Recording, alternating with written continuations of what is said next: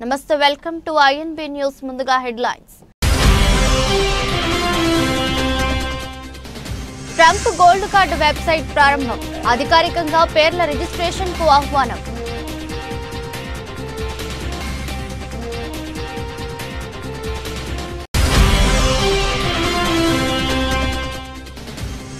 అహ్మదాబాద్ విమాన ప్రమాదం మృత్యుంజయుడిని పరామర్శించిన ప్రధాని మోదీ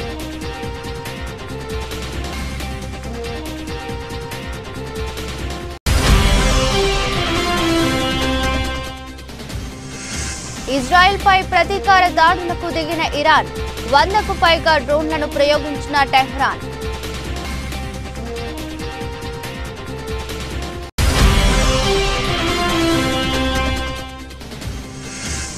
చాప కింద నీరులా కరోనా కేసులు రాష్ట్రంలో 12 కోవిడ్ కేసులు నమోదు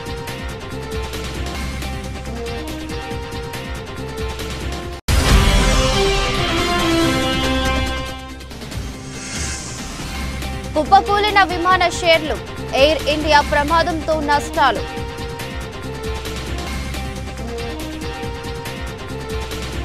ఎంతో కాలంగా ఊరిస్తూ వస్తున్న గోల్డ్ కార్డు రిజిస్ట్రేషన్ కు సంబంధించిన వెబ్సైట్ ని అమెరికా అధ్యక్షుడు డొనాల్డ్ ట్రంప్ బుధవారం ప్రారంభించారు. విదేశీ వలసదారులు అమెరికా ప్రభుత్వానికి $50 లక్షలు అంటే దాదాపు 43 కోట్లు చెల్లించడం ద్వారా అమెరికా పౌరసత్వాన్ని పొందేందుకు మార్గాన్ని ఏర్పాటు చేసుకోవడం ఈ గోల్డ్ కార్డు ఉద్దేశం. ప్రపంచంలో ఎక్కడా లేని అత్యంత గొప్ప దేశానికి మార్కెట్కు దారి చూపించే అద్భుత ప్రయాణం సాగించేందుకు ఎక్కడ సంతకం చేయాలని వేలాది మంది తనను అడుగుతున్నట్లు ట్రంప్ తన ట్రూత్ పోస్టులో పేర్కొన్నారు. ట్రంప్ కార్డుపై ఆసక్తి ఉన్న వారిని మాత్రమే వెబ్సైట్ అనుమతిస్తుంది. అభ్యర్థి తన పేరు, మతం, చిరునామాను రిజిస్టర్ చేసుకోవాల్సి ఉంటుంది. ట్రంప్ కార్డు .గవర్నమెంట్ పేరుతో ఉన్న ఈ కొత్త వెబ్సైట్ లో బంగారు రంగు కార్డు నమూనాను ఉంచారు. కార్డు పైన $5 మిలియన్ అంకె ముద్రించారు. యూరప్, ఆసియా, ఉత్తర అమెరికా, ఓషియానియా, మధ్య అమెరికా, దక్షిణ అమెరికా, కరీబియన్, ఆఫ్రికా వంటి 8 ప్రాంతాల నుంచి మాత్రమే దరఖాస్తులను ఆహ్వానిస్తుంది. గుజరాత్ రాష్ట్రంలో ఘోర విషాదం చోటు చేసుకున్న విషయం తెలిసిందే. అహ్మదాబాద్ లో కూలిపోయిన ఎయిర్ ఇండియా బోయింగ్ A171 లో ప్రయాణిస్తున్న 242 మందిలో 241 మంది మరణించారు. అయితే ఒకే ఒక్కరు రమేష్ విశ్వాస్ కుమార్ బుజర్వాడ త్రుటిలో ప్రమాదం నుంచి బయటపడి మృత్యుంజయుడిగా నిలిచారు. ప్రస్తుతం అతను అహ్మదాబాద్ లోని సివిల్ ఆసుపత్రిలో చికిత్స పొందుతున్నారు. ఈ నేపథ్యంలో నేడు రమేష్ ను ప్రధానమంత్రి నరేంద్ర మోదీ పరామర్శించారు. శుక్రవారం ఉదయం ప్రమాద స్థలాన్ని సందర్శించిన మోదీ అక్కడి నుంచి నేరుగా సివిల్ ఆసుపత్రికి వెళ్లారు. అక్కడ చికిత్స పొందుతున్న క్షతగాత్రులను పరామర్శించారు. ఈ క్రమంలో విమాన ప్రమాదం నుంచి ప్రాణాలతో బయటపడ్డ రమేష్ ను కూడా మోదీ పరామర్శించారు. ఆరోగ్య పరిస్థితి గురించి వివరాలు అడిగి తెలుసుకున్నారు. అనంతరం అతడికి ధైర్యం చెప్పారు. అండగా ఉంటామని హామీ ఇచ్చారు. ఇందుకు సంబంధించిన వీడియో ప్రస్తుతం వైరల్ అవుతుంది. బ్రిటిష్ జాతీయుడైన 38 ఏండ్ల రమేష్ విమానంలో 11A సీటులో కూర్చున్నారు. ఎమర్జెన్సీ ఎగ్జిట్ డోర్ వెనుక ఈ సీటు ఉంటుంది. తన కుటుంబాన్ని కలిసేందుకు భారత్ కు వచ్చిన రమేష్ తన సోదరుడు అజయ్ కుమార్ రమేష్ తో కలిసి లండన్ కు తిరుగు ప్రయాణమయ్యారు. విమానంలోని 11A సీటులో కూర్చున్న రమేష్ ప్రమాదం నుంచి ప్రాణాలతో బయటపడిన ఏకైక ప్రయాణికుడు. విమానం టేక్ ఆఫ్ అయిన 30 సెకండ్లకే భారీ శబ్దం వినిపించిందని, అందులోనే విమానం కూలిపోయిందని తెలిపాడు. అంత క్షణాలలో జరిగిపోయిందని రమేష్ చెప్పుకొచ్చారు. ప్రమాదంలో రమేష్ కు ఛాతీ, కాళ్లకు బలమైన దెబ్బలు తగిలాయి. అంతకుముందు విమానం కూలిపోయి దగ్ధం అవుతుండగా గాయపడిన రమేష్ అంబులెన్స్ వైపు నడుచుకుంటూ వస్తున్న దృశ్యాలు సోషల్ మీడియాలో వైరల్ అవుతున్నాయి. విమానంలో ఇతర ప్రయాణికుల పరిస్థితి గురించి స్థానికులు రమేష్ ను అడగడం కనిపించింది. విమానం పేలిపోయిందని గుజరాతీలో రమేష్ చెప్పడం వినిపించింది. ఎయిర్ ఇండియాకు చెందిన బోయింగ్ 787-8 లో 11A seat economy class cabin కు చెందిన మొదటి వరుసలో ఉంటుంది. బిజినెస్ క్లాస్ కి వెనుక ఉంటుంది. క్యాబిన్ కి అభిముఖంగా కూర్చొని చూస్తే ఎడమ వైపున 11A సీటు ఉంటుంది. విమానం రెక్కలు ఉండే ప్రదేశానికి 2 వరుసల ముందు ఈ విండో సీటు ఉంటుంది. ప్రమాద సమయాలలో సురక్షిత సీటుగా పరిగణించే 11A సీటు ఎమర్జెన్సీ డోర్ కు వెనకనే ఉంటుంది.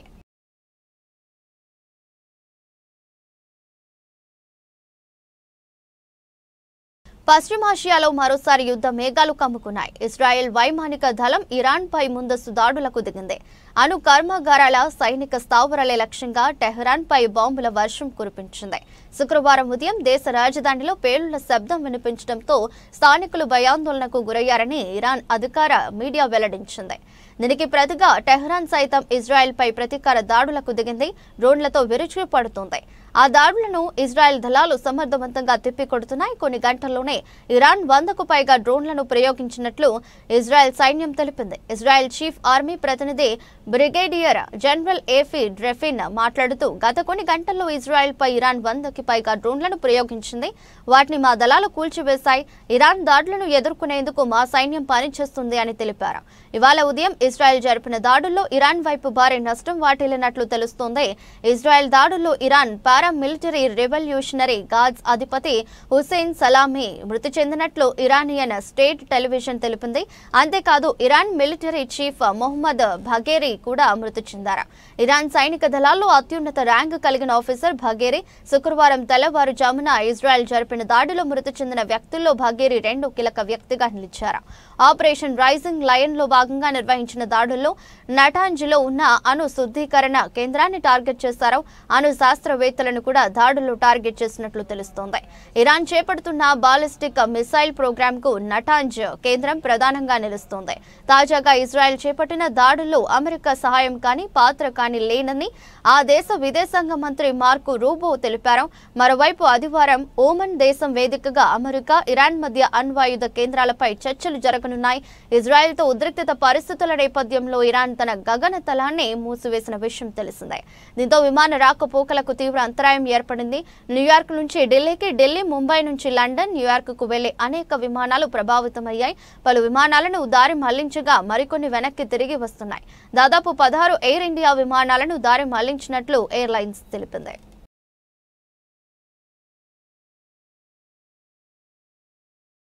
18 నెలల నుంచి ముఖ్యమంత్రిగా రేవంత్ రెడ్డి చేసింది ఏంటి?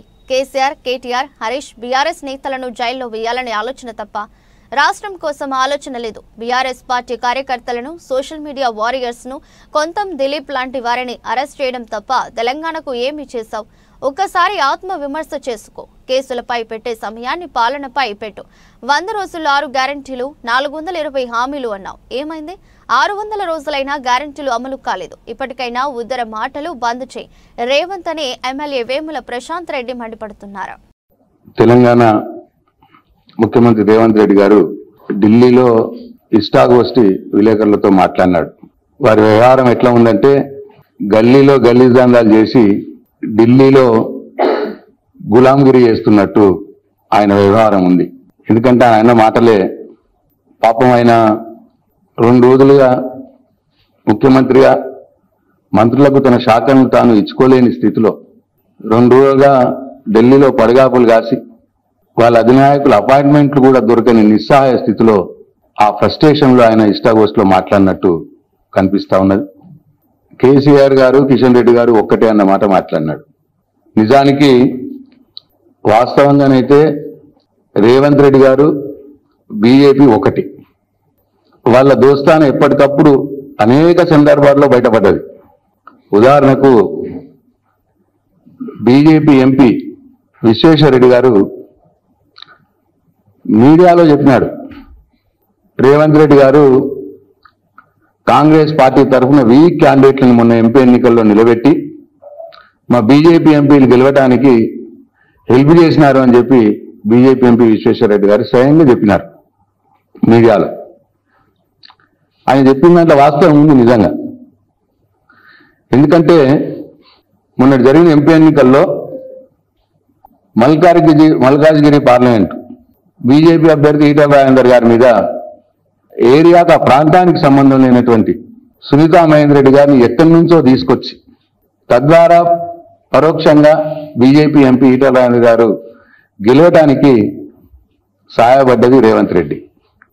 అట్లనే అది వేరే పార్టీల నుంచి తీసుకొచ్చి మళ్ళీ వేరే పార్టీల నుంచి వేరే ప్రాంతం నుంచి తీసుకొచ్చి ఈటెల రాజేందర్ గారు బలమైన నాయకుడు, ఆయన ఎదురుగా బలహీన అంటే నా ఉద్దేశం ఆ ప్రాంతానికి సంబంధం లేని వ్యక్తిని తీసుకొచ్చి నిలబెట్టి ఆయనను గెలిపించడానికి దోహదపడ్డాడు రేవంత్ రెడ్డి.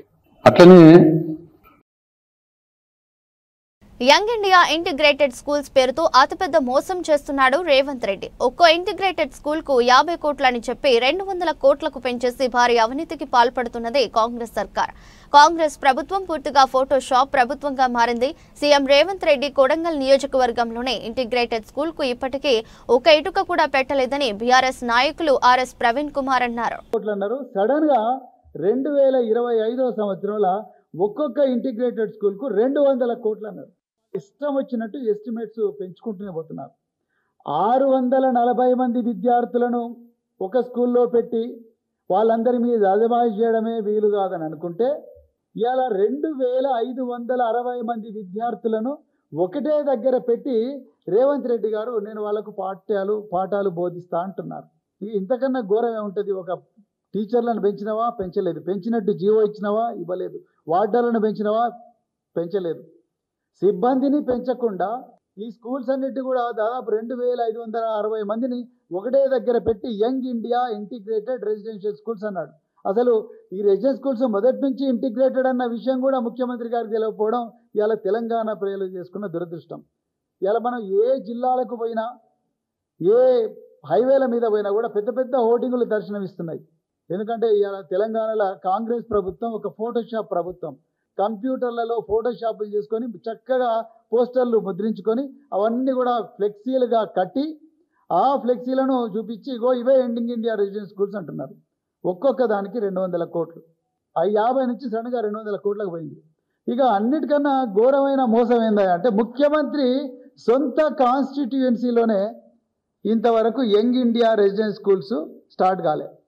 ఆయన వేసిన పునాది రాయి ఆయనలే వాళ్ళ అన్న తిరుపతి రెడ్డి వేసాడు. మరి ఆయన రాజ్యాంగేతర శక్తి అని చెప్పి వనపర్తి జిల్లా పెబ్బేరు మున్సిపల్ కేంద్రంలోని ఓ ఫంక్షన్ హాల్లో ఇందిరమ్మ ఇల్లు లబ్ధారులైన వారికి ఇళ్ల పట్టాలను ఎమ్మెల్యే మేఘారెడ్డి అందజేశారు. అధికారులు, ప్రజాప్రతినిధులు, పార్టీ నేతలు ఎవరైనా డబ్బులు అడిగితే తన దృష్టికి తీసుకురావాలని, వారిపై చట్టరీత్యా కఠిన చర్యలు తీసుకుంటామని ఎమ్మెల్యే మేఘారెడ్డి హెచ్చరించారు. ఎలక్షన్లలో పెబ్బేరు చౌరస్తాలో ఇచ్చిన హామీ ప్రకారం మొదటి విడతలోనే పెబ్బేరు మండల ప్రజలకు 504 ఇందిరమ్మ ఇళ్లకు పట్టాలు తీసుకొచ్చామని అన్నారు. 25.20 కోట్ల రూపాయలు పెబ్బేరుకు కేటాయించి పట్టాలు పంపిణీ చేస్తున్న ఘనత కూడా కాంగ్రెస్ పార్టీదనని తెలిపారు. వచ్చే స్థానిక ఎలక్షన్లలో కూడా కాంగ్రెస్ పార్టీకి పట్టం కట్టాలని ప్రజలకు తెలిపారు. బీఆర్ఎస్ నాయకులు దయ్యాలలా మీ వెంట పడిన ఈ ఎలక్షన్లలో మరోసారి ఓటుతో బుద్ధి చెప్పడం ప్రజలకు ఎమ్మెల్యే సూచించారు. అలాగే కేసీఆర్ చుట్టూ నిజంగానే దయ్యాలు ఉన్నారని ఎమ్మెల్సీ కవిత మాటలను ప్రజలకు గుర్తు చేస్తూ కేసీఆర్ కుటుంబంపై కౌంటర్లు వేశారు. ఈసారి దయ్యాలు మన చుట్టూ తిరగకుండా మంత్రగాడితో, జీడి గింజలతో, చీపురు కట్టలతో కాకుండా ఓట్లతో బుద్ధి చెప్పాలని ప్రజలకు ఎమ్మెల్యే మేఘారెడ్డి సూచిస్తున్నారు. పిసిసి అధ్యక్షులు ఉన్న మన రేవంత్ రెడ్డి గారు అన్ని వేదికల మీద మాట్లాడాడు. ఆయనతో పాటు మనం కూడా ఇక్కడ పెబ్బేరు చౌరస్తాలో మాట్లాడినాం, అన్ని ఊర్లలో చౌరస్తాలో మాట్లాడినాం, వనపర్తి రాజు చెవుకులో మాట్లాడినాం. మన రేవంత్ రెడ్డి గారు వచ్చినప్పుడు పాలిటెక్నిక్ గ్రౌండ్ లో మాట్లాడినాం. ఏం మాట్లాడినాం? అప్పుడున్న 10 సంవత్సరాలు బీఆర్ఎస్ పార్టీ ఉండే, అవునా? తెలంగాణ వచ్చిన సోనియమ్మ తర్వాత వాళ్ళ అధికారంలోకి వచ్చి కేసీఆర్ ముఖ్యమంత్రి ఏం చెప్పిండు మనకు? మీ ఇంటికి అల్లుడు వస్తే ఏడ పండుకుంటాడు, బిడ్డ వస్తే ఏడ పండుకుంటుంది, మేక నాడ కట్టేస్తారు, గొర్రె నాడ కట్టేస్తారు, బర్రె నాడ కట్టేస్తారు, ఇవన్నీ ఎట్లా కట్టేస్తారు, అక్షండి మీకు డబల్ బెడ్రూమ్ ఇస్తారు. నీకు చెప్పిండా లేదా? చెప్పిండు. చెప్పి 10 సంవత్సరాలు అధికారం ఉన్నాడు. ఒక్కొక్క సంవత్సరం ఒక్కొక్క ఊరికి ఒక్కొక్క వాడికి 10 ఇళ్ళు ఇస్తే ఎన్నైతాయి? 100 అవుతాయి. ఇచ్చిండా? ఇయ్యలే. ఆ 100 ఇయ్యలేదు, 5 ఇయ్యలేదు, 5 ఇచ్చినా 50 అవుతాయి. ఇవ్వలే. అందుకని నవంబర్ 2023లో ఎలక్షన్ ముందర పెబ్బేరు చౌరస్తాల పాలిటెక్నిక్ గ్రౌండ్ లో నేను ఛాలెంజ్ చేసిన. ఏం చేసినాం? వనపర్తి నియోజకవర్గం ఇసుక అక్రమ రవాణా కట్టడి పేరుకే అన్నట్లు మారింది. అధికారుల తీరు అడ్డుకోవాల్సిన రెవెన్యూ పోలీసులు అధికారులు పట్టనట్లు వ్యవహరిస్తున్నారు. ఖమ్మం, సూర్యాపేట జిల్లాలను ఆనుకొని ప్రవహిస్తున్న పాలేరు వాగుల్లో జోరుగా తవ్వకాలు చేపడుతున్నారు. ట్రాక్టర్లలో టన్నుల కొద్ది ఇసుక తరలిపోతుంది. ఇదంతా ప్రాంత అధికారుల కనుసన్నల్లో జరుగుతుందనేది బహిరంగ రహస్యం. ఫిర్యాదులు వస్తున్నా కనీసం తవ్వకాలు జరిగే ప్రదేశానికి వెళ్లటం గానీ, డంపులు సీజ్ చేయటం గానీ చేయడం విస్మయానికి గురి చేస్తుంది. నియోజకవర్గంలో కోదాడ మండలంలోని మంగాల్ తండ, నల్లబండ గూడెం, అనంతగిరి మండలంలోని చనుపల్లి, పాలవరం, కృష్ణపురం, మోతే మండలాల్లోని ఊర్లకొండ గ్రామాల్లోని పరివాహక ప్రాంతాలను ఆనుకునే పాలేరు వాగు ప్రవహిస్తుంది. వాగులో ఇసుకను దళారులు బకెట్ల సహాయంతో పడవలో ఇసుకను నింపుకొని ఒడ్డున పోసి ట్రాక్టర్లను ఎగుమతి చేస్తున్నారు. గ్రామాల్లో ఎక్కడ చూసినా ఇసుక దిబ్బలు దర్శనమిస్తున్నా పట్టించుకునే నాదుడే కరువయ్యారని ప్రజలు వాపోతున్నారు. అధికారులు సైతం నెలవారీ మామూలలో వాగుల వైపు తిరిగి చూడటం లేదని ఆరోపణ వినిపిస్తున్నాయి. యథేచ్ఛగా ఇసుక మాఫియా బరితెగించి ఒక్కొక్క ట్రాక్టర్కు ₹1000 దండుకుంటున్నారని వినియోగదారులు తెలుపుతున్నారు. ఇసుక తవ్వకాలకు అనుమతి లేదని చెబుతున్న అధికారులు చర్యలు తీసుకోకపోవడంలో అర్థం కావడం లేదని గుసగుసలు వినిపిస్తున్నాయి. రెవెన్యూ, పోలీస్, మైనింగ్ అధికారులు ఒకరిపై ఒకరు పట్టించుకోవట్లేని సాగులు చెబుతూ పరోక్షంగా ఇసుక దళారులకు బాసటగా నిలుస్తున్నారు. ఇసుక మాఫియాపై చర్యలు తీసుకోవాలని స్థానిక ప్రజలు కోరుతున్నారు. తెలంగాణలో కాంగ్రెస్ పాలన అస్తవ్యస్తంగా తయారైందని, 3 ఏళ్లు ఎలా గడుస్తాయో అని ప్రజలు ఆందోళనకు గురవుతున్నారని దుబ్బాక ఎమ్మెల్యే కొత్త ప్రభాకర్ రెడ్డి ఆందోళన వ్యక్తం చేశారు. చేగుంటలో ఆయన విలేకరులతో మాట్లాడారు. గతంలో ఎప్పటికప్పుడు అన్ని శాఖలపై జిల్లా మంత్రి సమీక్షలు నిర్వహించేవారని, నేడు జిల్లా మంత్రి ఇన్ఛార్జి మంత్రులు కానీ రావడం లేదన్నారు. పాఠశాలలు ప్రారంభమైన సమీక్షలు లేవన్నారు. కాంగ్రెస్ ప్రభుత్వంలో ప్రవేశపెట్టిన ఇందిరమ్మ ఇల్లు, రాజీవ్ వికాస్ లాంటి పథకాలు పేరు గొప్ప, ఊరు దిబ్బ అన్నట్లు ఉన్నాయన్నారు. ఇల్లు కడితే డబ్బులు మంజూరు చేయాల్సిన ప్రభుత్వం 60 గజాల ఇళ్లే ఉండాలని నిబంధన పెట్టి ఇల్లు కట్టకుండా చేస్తున్నారని అన్నారు. యువకులకు ఉపాధి కల్పిస్తామని ప్రవేశపెట్టిన రాజీవ్ యువ వికాస్ పాత లేకుండా పోయిందన్నారు. కేసీఆర్ హయాంలో గ్రామ పంచాయతీలకు ట్రాక్టర్లు అందిస్తే వాటిలో డీజిల్ పోయలేని దుస్థితి నెలకొందన్నారు. ట్రాక్టర్ల మెయింటెనెన్స్ చేయలేమని కార్యదర్శులు కలెక్టర్ల ముందు వాపోతున్నారని తెలిపారు. ఈరోజు రాష్ట్ర వ్యవహారాలు ఎట్లున్నాయంటే మరి మూలిగే నక్క మీద తాటికాయ పడ్డట్టున్నది పరిస్థితి. చెప్పేదేమో పెద్ద పెద్ద డైలాగులు, పెద్ద పెద్ద కథలు, చేసేదైతే ఏం లేదు. ఇలా చాలా ఘోరమైన పరిస్థితి. ఇందిరమ్మ ఇళ్ళని పెట్టిండ్రు. ఆ ఇందిరమ్మ ఇళ్ళల్లో పోతే ఆ ఇళ్ళకి ఇదివరకు అసలు ఇన్ని రోజులు అవుతుంది పేరు పెట్టుకుంటా ఇదిగో వచ్చే ఏమో చేస్తామని చెప్పి ఏదో బూసి చూపిస్తుంది తప్ప చేసింది లేదు, పోయింది లేదు. మరి ఇందిరమ్మ ఇల్లు లీస్ట్ పెడితే లీస్ట్లో రానోళ్ళు కూడా ఇవ్వాలి. ఈ మన జిల్లాలనే రామాయపేటనే మరి నాకు రాలేదని మనస్తాపం చెంది పాపం ఈ పేదోడు గైడ్లైన్స్ లేక మరి అధికారులు ఎవరికి ఇవ్వాలనో ఎవరికి ఇవ్వద్దో కూడా వాళ్ళకి తెలుస్తలేదు. ఒకసారి అంటారు పెంకుటిల్లు అంటారు, ఒకసారి అంటారు టార్పాలు కప్పుకుంటా అంటారు, ఇంకోసారి అంటారు ఏం లేకపోతే రోడ్డు మీద ఉన్న వాళ్ళకి ఇస్తామంటారు. మరి దీనివల్ల చాలామంది ఆశ కొద్దీ మరి కొద్దో గొప్ప బరంతులు నింపుకొని కొద్దిగా బేస్మెంట్ చేసుకున్న వాళ్ళకు మరి వస్తుందని ఆశతోటి కట్టుకుంటుంటే దానికి 68 గజాలే ఉండాలి, మరి ఇంతనే పొడుగు ఉండాలి, ఎంత 600 స్క్వేర్ ఫీట్లే ఉండాలి. 1 ఫీట్ తక్కువ ఉండద్దు. 1 ఫీట్ ఏంది అసలు? అది అట్లుంటుందా? ఎక్కడన్నా వ్యవహారం అట్లుంటుందా? అట్లుండదు. అమ్మఒడి అర్ధఒడి అని మాట్లాడిన నారా లోకేష్ నేడు 2000 ఎందుకు తగ్గించి వేస్తున్నట్టు, మహిళల మీద ఎంతో ప్రేమ ఉన్నట్టు నటిస్తున్న టీడీపీ నాయకులు మహిళలకు ఇవ్వాల్సిన ఆడబిడ్డ నిధిని P4లో భాగంగా చేసి మోసం చేస్తారా అని ఎమ్మెల్యే తాటిపర్తి చంద్రశేఖర్ రెడ్డి అన్నారు. మేమేంది మీలాగా అబద్ధాలు చెప్పట్లేదు. రికార్డెడ్గా ఎవిడెన్స్తో విత్ ప్రూఫ్స్తో మీకు బయట పెడుతున్నాం, చూపిస్తున్నాం. మరి మీరెందుకు చేయలేకపోతున్నారు? మళ్ళీ ఈ పథకంలో ఇంకొక మోసం. ఆ రోజు డెవలప్మెంట్ ఆఫ్ ఎడ్యుకేషనల్ ఈకోసిస్టంలో భాగంగా ఎడ్యుకేషన్ ఈకోసిస్టమ్ని డెవలప్ చేయడం కోసం ఆ రోజు తల్లికి వందనం అమ్మఒడి పథకానికి 2000 రూపాయలని మేము ఆ రోజు డిడక్ట్ చేసి తల్లులకి ఇస్తే వీరి సుపుత్రుడు చంద్రబాబు నాయుడు గారి సుపుత్రుడు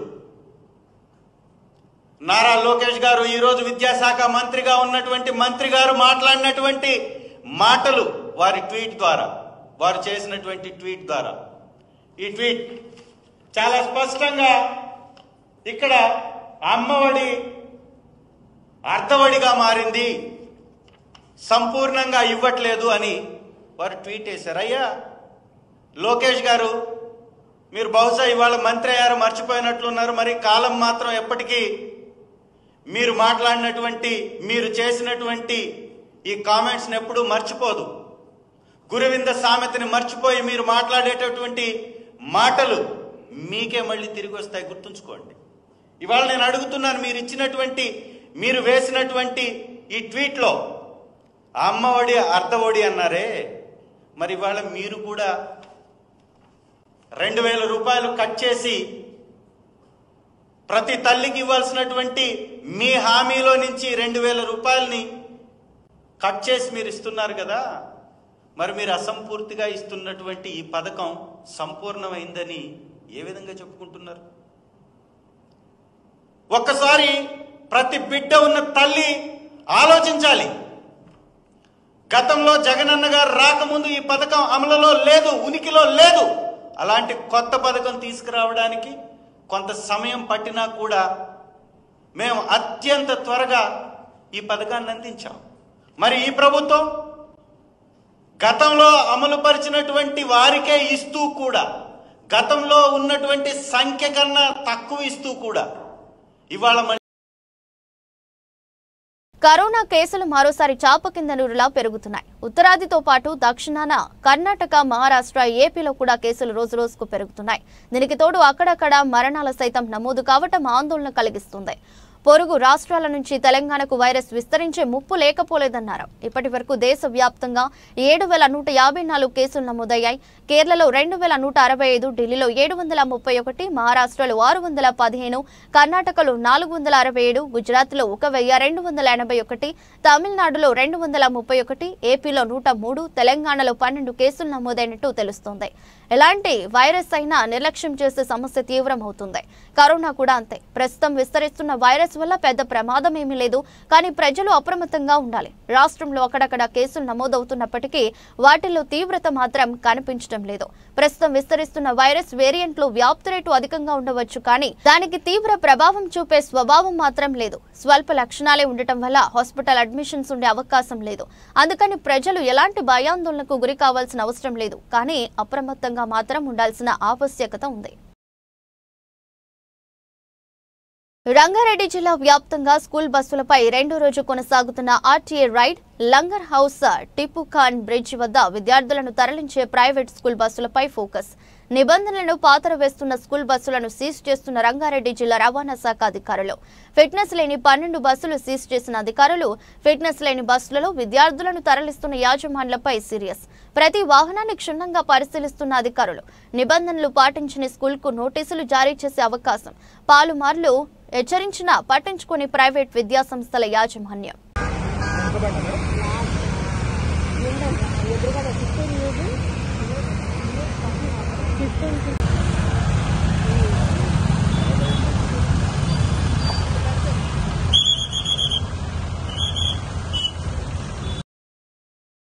వైఎస్ఆర్ కడప జిల్లా పులివెందులలో టీడీపీ జెండాలు తొలగించారంటూ 3 మైనర్ బాలుర సహా 4 అరెస్ట్ చేసిన సంఘటన.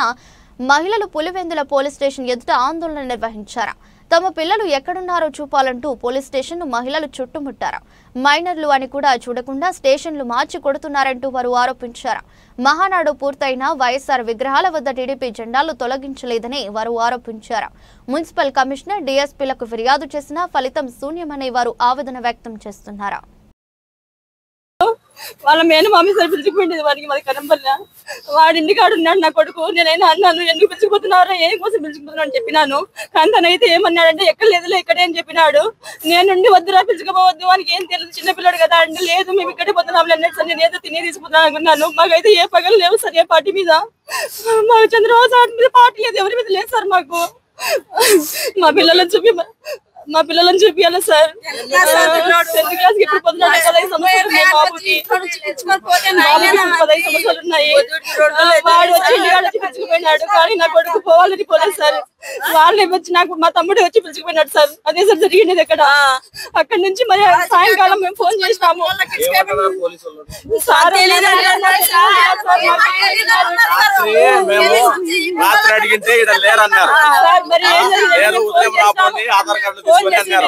ఉదయం వస్తే ఇంకేం చూపించడం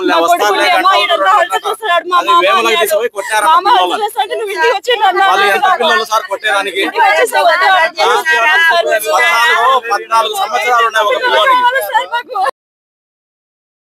గుజరాత్ లో జరిగిన ఎయిర్ ఇండియా ఘోర విమాన ప్రమాదం దేశీయ స్టాక్ మార్కెట్లను ప్రభావితం చేసింది. అహ్మదాబాద్ లోని అంతర్జాతీయ విమానాశ్రయం నుంచి గురువారం మధ్యాహ్నం లండన్ కు బయలుదేరిన ఫ్లైట్ టేక్ ఆఫ్ అయిన కొద్దిసేపటికే కుప్పకూలింది. ఈ నేపథ్యంలో అటు బాంబే స్టాక్ ఎక్స్చేంజ్, ఇటు నేషనల్ స్టాక్ ఎక్స్చేంజ్ లో నమోదైన ఆయా విమానయాన రంగ కంపెనీల షేర్లు పెద్ద ఎత్తున అమ్మకాల ఒత్తిడికి లోనయ్యాయి. మదుపరులు భారీగా పెట్టుబడుల ఉపసంహరణకు దిగారు. దేశీయ విమానయాన రంగ దిగ్గజ సంస్థ ఇంటర్ గ్లోబ్ ఏవియేషన్ లిమిటెడ్ షేర్ల విలువ భారీగా క్షీణించింది. ఈ ఒక్క రోజే ఎన్ఎస్ఈలో ఇండిగో స్టాక్ ధర 187 పతనమైంది. ఇది కంపెనీ షేర్ విలువలో 3.32% సమానం. చివరకు 5,444 రూపాయల వద్ద స్థిరపడింది. ప్రమాద ఘటనతో విమాన ప్రయాణ రక్షణపై ఏర్పడిన భయాలు ఎయిర్లైన్ స్టాక్స్ ను ఒకసారిగా సెల్లింగ్ షేర్లలోకి నెట్టాయని మార్కెట్ నిపుణులు ట్రేడింగ్ సరళిని విశ్లేషిస్తున్నారు. విమానయాన అనుబంధ రంగాల కంపెనీల షేర్లు నష్టాలకు గురయ్యాయి. Unimech Aerospace, Hindustan Aeronautics, Bharat Dynamics, Taneja Aerospace, Taal Enterprises, MTAR Technologies, Azad Engineering తదితర కంపెనీల షేర్ల విలువ 4.20% నుంచి 1.34% వరకు పడిపోయింది. ప్రమాదానికి లోనైన ఎయిర్ ఇండియా విమానం బోయింగ్ సంస్థది కావడంతో సహజంగానే కంపెనీ షేర్లు నష్టాల్లోకి జారుకున్నాయి. గురువారం అమెరికా స్టాక్ మార్కెట్ల ట్రేడింగ్ లో ఒకానొక దశలో 8% వరకు పడిపోయాయి. ఆ తర్వాత కోలుకున్న 5% నష్టాల్లోనే కదలాడుతున్నాయి. ఈ ప్రమాదంతో బోయింగ్ విమానాల అమ్మకాలు ప్రభావితం కావచ్చని, ప్రపంచ దేశాల నుంచి ఆర్డర్లు తగ్గిపోవచ్చని అంచనాలు ఈ అమెరికా కంపెనీ ఇన్వెస్టర్లను భయపడుతున్నాయి. దేశీయ స్టాక్ మార్కెట్లు గురువారం భారీ నష్టాల్లో ముగిశాయి. సెన్సెక్స్ 823.16 పాయింట్లు దిగజారి 81,691.98 వద్ద ముగిసింది. ఇక ఎన్ఎస్ఈ సూచీ నిఫ్టీ సైతం 253.20 పాయింట్లు లేదా 1.01% కోల్పోయి 24,888.20 వద్ద స్థిరపడింది. దీంతో వరుస లాభాలకు బ్రేక్ పడ్డట్టయింది. అంతర్జాతీయ స్టాక్ మార్కెట్ల నుంచి ప్రతికూల సంకేతాలు, మిడిల్ ఈస్ట్ దేశాల ఉద్రిక్తతల నడుమ ఉదయం ఆరంభం నుంచే సూచీలు నష్టాల్లో నడిచాయి.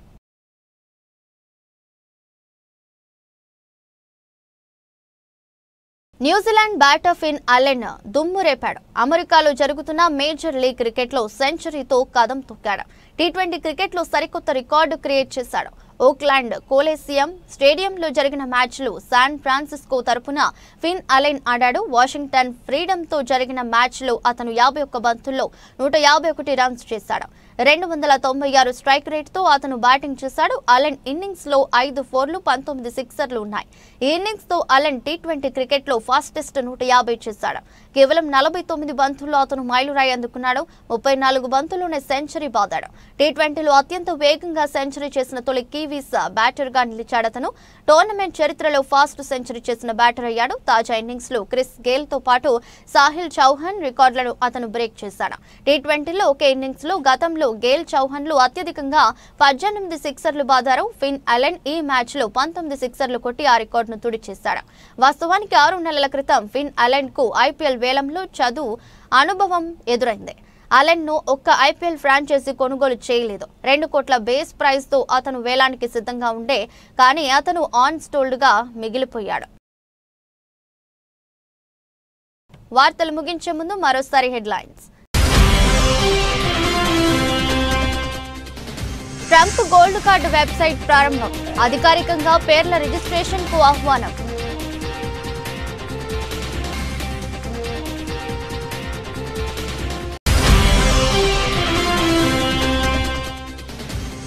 అహ్మదాబాద్ విమాన ప్రమాదం. మృత్యుంజయుడిని పరామర్శించిన ప్రధాని మోదీ.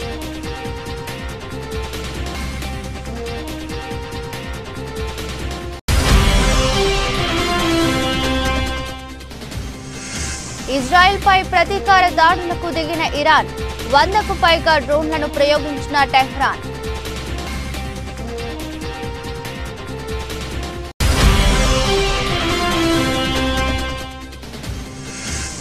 చాప కింద నీరులా కరోనా కేసులు. రాష్ట్రంలో 12 కోవిడ్ కేసులు నమోదు.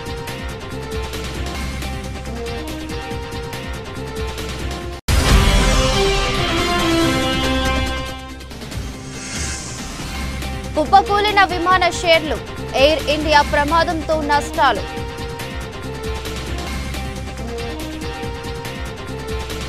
ఇది రెస్ట్ బులెటిన్. మరో బులెటిన్లో మళ్ళీ కలుద్దాం. అంతవరకు సెలవు. నమస్కారం.